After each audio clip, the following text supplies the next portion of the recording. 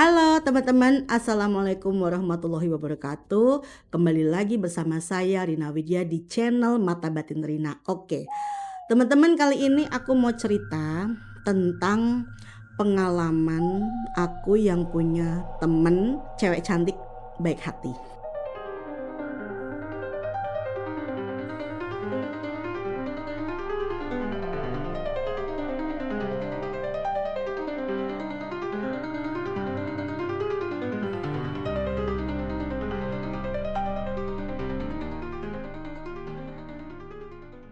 Teman-teman, ini kejadian di tahun 2010 ya. Waktu itu aku memang tinggal di daerah Jakarta Timur, ya tepatnya di.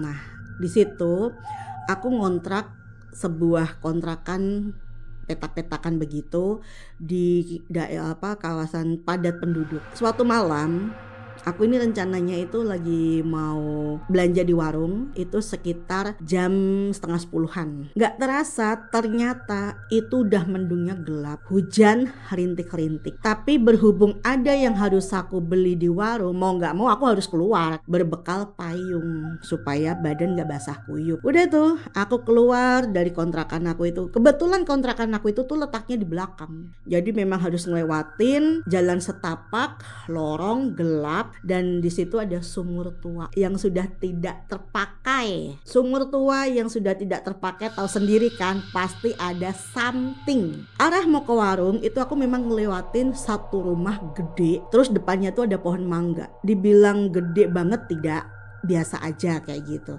Tapi beberapa orang itu selalu diisengin. Ada tetangga yang bercerita tentang tengah malam dia disuruh suaminya beli rokok di warung dan harus melewatin rumah itu, rumah gede itu. Giliran pas sampai di rumah yang gede itu, di depannya itu tiba-tiba itu pohon mangga itu tuh ngayun pas di depan muka dia, kayak di ayun-ayun kayak gitu, kayak buat mainan anak kecil biasa buat loncat-loncat ayun-ayun kayak begitu. Itu spontan ya, tetanggaku itu lihat kanan kiri nggak ada angin tapi kok merasa pohon itu berayun-ayun. Pas satu kali dia ambil itu sandal, dia nggak jadi ke warung, dia lari ngibrit. Aku masih inget tuh cerita itu ya kan, tapi mau nggak mau memang aku harus ke warung lewatin rumah gede itu. Ya udah pokoknya bismillah aja deh, aku keluar. Sampai di rumah gede itu ya kan, yang namanya hujan pasti sepi gerimis ya kan, apalagi gitu kan. Aku jalan pelan-pelan, bismillah bismillah gitu kan, udah jangan ganggu aku lah, aku cuma mau lewat, aku bilang gitu. Nggak taunya entah gimana ceritanya itu ada geledek jediar itu pas di saat aku di depan rumah itu. Spontan gue kaget, teriak di situ. Itu udah gimana ya, kayak orang takut, dibilang takut, kaget segala macem lah, campur aduk. Gak jadi nih ke warung karena udah gemeteran, karena udah kena geledek tadi gitu kan, nyamber kayak gitu, kilap kayak gitu. Akhirnya aku pulang. Pas aku pulang udah itu hawanya gak enak karena aku posisi di rumah sendirian gitu kan. Suami aku itu belum pulang kerja, otomatis aku sendirian di rumah. Itu aku di dapur, hawanya tuh kayak ada yang ngawasin guys. Tapi gue tengok-tengok gak ada orang. Malam itu hawanya udah gak enak. Posisi laki gue pulangnya itu masih lama. Aku diem, aku duduk, sayup-sayup tuh aku denger kayak ada suara ketawa. Awalnya ketawa dulu nih, cekikikan. Biasalah kayak kuntilanak begitu kan, cekikikan. Lama-kelamaan suara itu berubah jadi nangis. Wah gak bener ini, aku bilang kayak gitu. Ini siapa sih? Aku bilang kayak gitu. Kenapa? Kok gue diganggu? Posisinya aku gak ganggu loh, aku bilang kayak gitu. Besok paginya gue ngelihat kepala gue itu benjol segini nih di belakang ya. Dan gue gak tahu itu kenapa. Kalau gue gak jatuh, aku gak kepentok, tapi kenapa ini benjol? Mau gak mau aku harus tanya sama orang yang lebih tahu. Nah, aku tanya nih sama tetangga ya kan, yang tetangga itu notabene orang tahu sendiri ya, orang itu kebanyakan orang pinter, punya pegangan semua ya kan. Aku dateng lah agak siang-siangan tuh, tante maaf dong, aku mau minta tolong. Tolong apa bu? Dia bilang kayak gitu. Ini Tan, kenapa ya ini kepala aku kok benjol di belakang, padahal aku gak kepentok, aku gak jatuh gitu kan, gak ada yang mukul, aku bilang gitu. Pas dipegang, suara ketawa kecekikikan. Nah, suara ketawa cekikan itu yang langsung bilang, oh bu, ini ada yang ngikut, tapi di badan ibu nolak. Dia bilang begitu. Nah terus gimana Tan caranya? Aku gak bisa ini, sakit kepala, aku bilang kayak gitu. Akhirnya dia bilang, ya udah bu, saya bantu, dia bilang kayak gitu. Pas diurut kempes, jadi kayak orang kepentok terus kayak bengkak gitu kan, dipencet sama dia sembuh, kan aneh ya kan. Nah, dan akhirnya kembali lagi setelah 3 hari lagi. Perasaan aku lagi masak di belakang, kayak kelebat kayak gitu, kayak horden putih lewat kayak gitu. Wah, aku sempat astagfirullahaladzim. Apaan sih? Aku bilang kayak gitu. Perasaan di rumah gak ada orang gitu kan. Di rumah gak ada orang, cuma gue doang. Pintu udah tutupan lagi. Aduh, ini siapa lagi ya Allah? Aku bilang kayak gitu. Ini rasa-rasa itu gimana ya? Antara takut dan penasaran. Takutnya kalau aku bisa ngelihat dia, penasaran itu tadi orang atau bukan. Aku masih positive thinking aja nih. Udah aman, tenang. Pokoknya kalau hati gue tenang, aku mencoba tenang, jangan panik.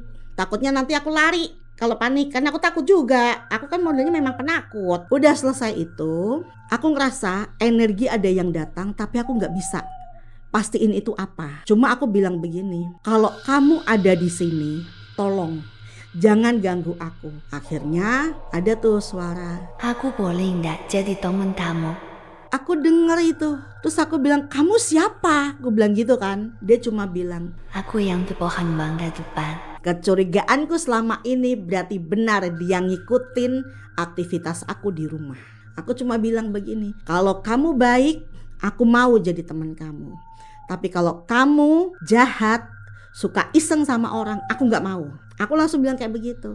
Akhirnya dia janji. Ya, aku mau jadi baik. Asal kamu mau berteman denganku. Dari situ aku tanya, nama kamu siapa? Dia sambil ketawa. Hihihi. Nama aku Munaro. Dan itu aku ngelihat dengan wajah bentuk perempuan, rambut panjang, muka cantik tapi pucat. Setelah dia nyebutin namanya, Munaroh, aku tanya, kamu kenapa suka iseng sama orang-orang kampung? Setiap ada yang jalan, kamu gangguin. Dia cuma bilang, Aku iseng. Aku suka. aku bilang, kalau kamu jadi teman aku itu gak boleh. Aku gak suka kalau kamu nakut-nakutin orang yang lewat. Kalau kamu mau berteman dengan aku, kamu harus jadi yang baik. Dan kalau ada orang yang butuh pertolongan, kita harus bantu. Oke itu, dia mau. Nah, suatu ketika ini aku lagi mau berangkat kerja nih. Aku pulangnya naik motor dengan malam hari, pulangnya malam, dia selalu dampingin aku. Kalau waktu sudah jam 9:30 atau jam 9, itu waktu aku mau pulang kerja, dia selalu datang. Kamu mau pulang, Lin? Aku temenin ya. Ya, gak apa-apa. Aku ditemenin sama Munaroh, dan di depan itu ada Amat. Sebelahnya ada Munaroh. Udah, kita jalan, kita ngobrol tuh, udah kayak orang ngobrol biasa. Tapi orang kalau yang lihat, ih, itu orang gila mana ya? Kok ngobrol sendirian? Tapi kalau orang yang lihat, itu posisinya kita lagi ngobrol. Ya udah nggak apa-apa, terserah deh orang mau berpikir bagaimana. Yang penting aku nggak jahat sama orang. Pas di perjalanan itu kan jarak jauh. Kadang ada beberapa mungkin makhluk astral yang di perempatan jalan atau di gedung kosong. Kan aku selalu lewat tuh. Mungkin karena aku ada Amat di situ, mungkin dia kayak energinya itu kayak narik. Dia datang. Dia nyamperin, Hai, kamu dari mana? dia bilang kayak gitu. Istilahnya tanya gitu, kamu siapa? Dia bilang, kamu dari mana? Munaroh ini pencemburu. Dia gak mau kalau aku berteman dengan yang lain. Aku nggak suka kalau kamu berteman sama dia. Belum tentu dia baik. Dia bilang kayak gitu. Oh ya sudah. Akhirnya mau gak mau yang ketemu di jalan itu dia pergi. Cuma kita bertiga lagi. Ya udah gak apa-apa. Sampai di rumah dia bilang, Lin, aku nggak mau tinggal di pohon mangga. Aku mau sekarang tinggal di kamar mandi kamu. oke, gak masalah. Aku bilang kayak gitu. Kamu tinggal di kamar mandi aku, tapi tolong jangan ganggu. Kalau pas di saat ada teman, saudara, atau mungkin bahkan aku tengah malam kencing atau bagaimana, jangan sampai dikasih lihat dengan bentuk wajah yang seram. Beberapa hari kemudian saudara aku itu ngasih undangan buat acara kumpul-kumpul di Cempaka Putih. Di sana itu menurut aku tempat baru ya istilahnya di sana. Dan itu Munaroh sama Ahmad itu semua pada ikut lah istilahnya. Bude mau kemana? Biasa tuh yang bocil kan bilang begitu. Aku cuma bilang, Bude mau pergi ke tempat saudara, ada acara di sana. Kamu mau ikut? Iya, nanti aja aku nyusul ya Bude. Aku mau mainan dulu. Ya udah, nggak apa-apa. Nah, Munaroh bilang, Nanti ya, Lin, aku ngikutnya Yusuf loh. Aku masih pengen di rumah. ya udah nggak apa-apa. Udah nih, aku berangkat. Sampai di sana, pas di acara saudaraku itu, ya kan. Aku kan baru dateng tuh. Aku tuh pengen ke toilet. Aku bilang, permisi ya, numpang-numpang ya namanya orang kan. Aku baru pertama kali di situ, aku wajar lah numpang-numpang istilahnya. Pas keluar dari toilet, nggak ada masalah itu. Sejam setelah dari toilet, setelah pas acara sudah selesai, tiba-tiba aku ngerasain kepala sakit. Sakit bener-bener rasa kayak dipukul. Kayak dipukul, aku sampai nungging-nungging udah ngerasa sakit. Kupikir apa migrain gue kambuh, apa gue masuk angin gitu kan. Gak taunya aku denger suara ketawa ngakak. Dia bilang, Aku nggak suka kamu datang ke sini.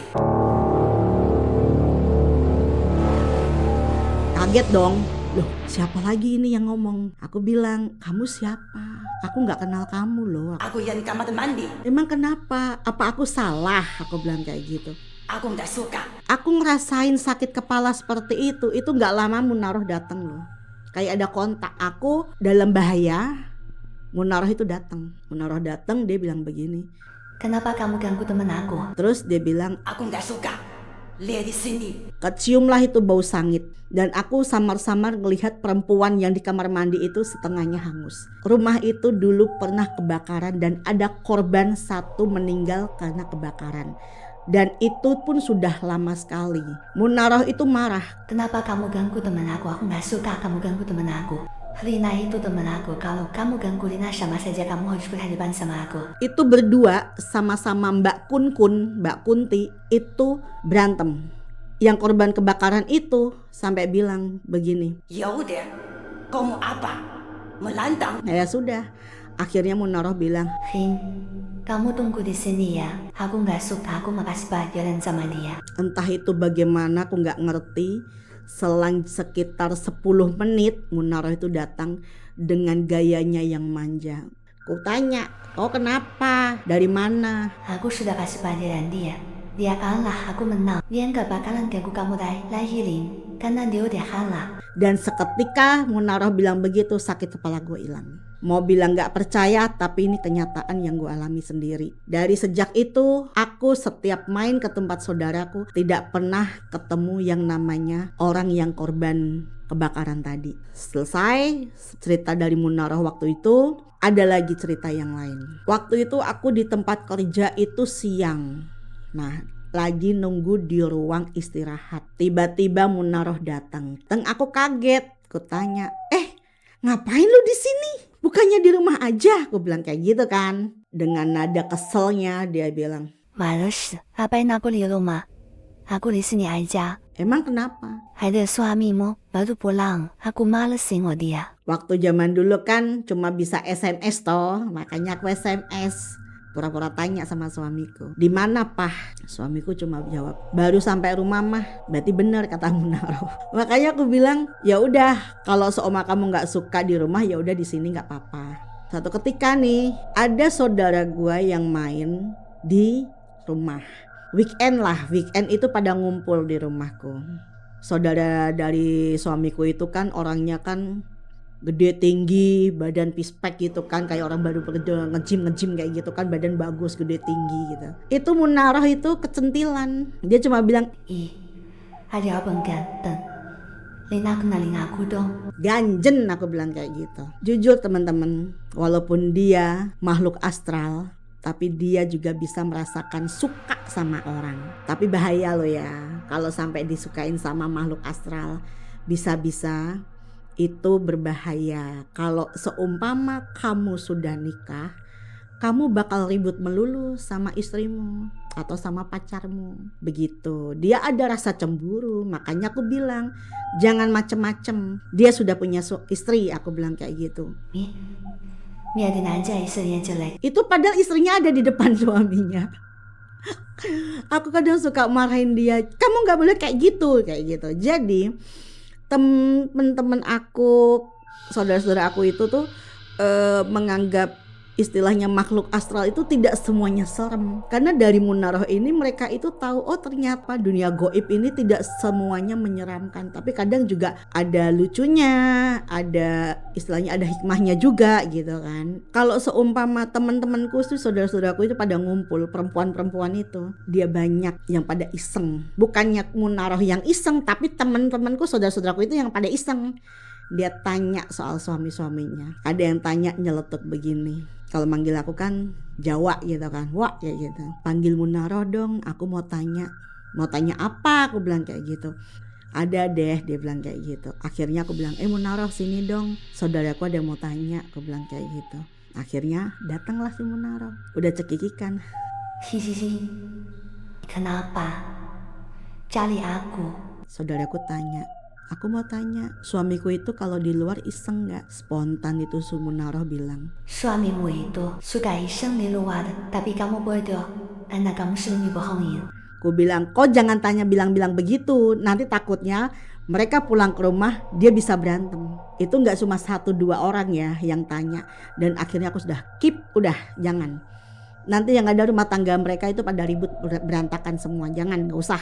Beberapa hari, beberapa bulan, beberapa tahun gitu dia selalu menemani gua. Suatu ketika aku ini posisi lagi sakit bener-bener istilahnya drop ya kan, mungkin kecapean gitu kan. Munaroh tuh selalu bilang, Lin, kamu istirahat aja, biar aku yang jadiin kamu. Dia duduk di atas lemari di samping tempat tidur aku sambil mainan daster putihnya. Gimana aku mau istirahat Munaroh, sedangkan posisinya kamu mainan daster di atas lemari. Ya tetap aja aku parno. Ya mau, enggak, jangan.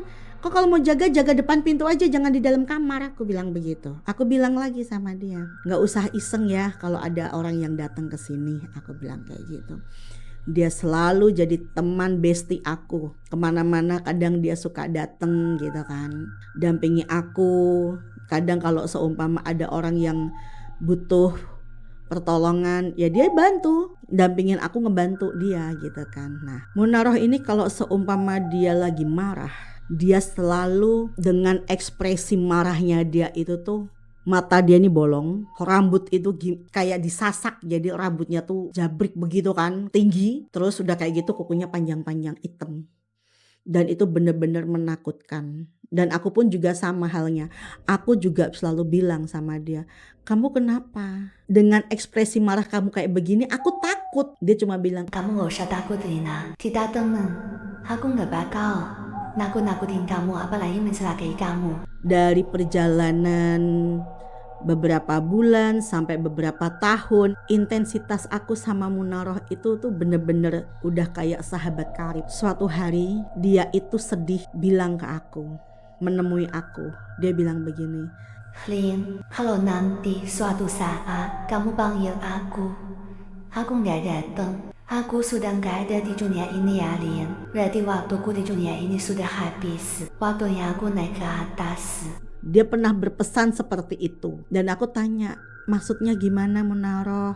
Kamu sudah gak di sini lagi, gak bisa dampingi aku lagi, gak jadi temanku lagi. Aku bilang kayak gitu. Ya Lin, karena waktuku di dunia sudah habis dan aku harus naik ke atas menghadap yang kuasa. Dari situ jujur, aku sedih tapi campur bahagia. Kenapa? Aku sedih harus kehilangan teman yang benar-benar tuh bertahun-tahun dia sudah jadi bestie aku. Dalam arti suka duka dia itu selalu menghibur, membantu dan ngelindungin aku dari makhluk astral yang mau mengganggu aku. Tapi di satu sisi aku bahagia karena dia itu sudah gak gentayangan lagi. Dia udah naik ke atas, jadi istilahnya mungkin itu yang terbaik buat kamu. Aku cuma bilang kayak begitu, gak apa-apa. Yang penting kamu sudah bahagia dan aku juga gak akan melupakan kamu. Kamu tetap ada di hatiku. Sampai sekarang aku masih ingat masa-masa aku bersama dia. Oke teman-teman, dari ceritaku ini ternyata makhluk astral itu tidak semuanya jahat dan tidak semuanya baik. Tergantung niat kita. Kalau niat kita baik, insya Allah dia juga akan menjadi baik karena kita berteman sama dia. Tapi kalau kita niatnya jahat, dia pasti juga banyak mengajak untuk hal yang berbuat jahat. Pertemanan aku dan Munaroh ini adalah ikatan persahabatan walaupun di dunia yang berbeda, tapi kita saling menjaga dan saling menyayangi. Oke teman-teman, sampai di sini cerita Mata Batin Trina. Jangan lupa like, subscribe, dan komen. Terima kasih. Assalamualaikum warahmatullahi wabarakatuh.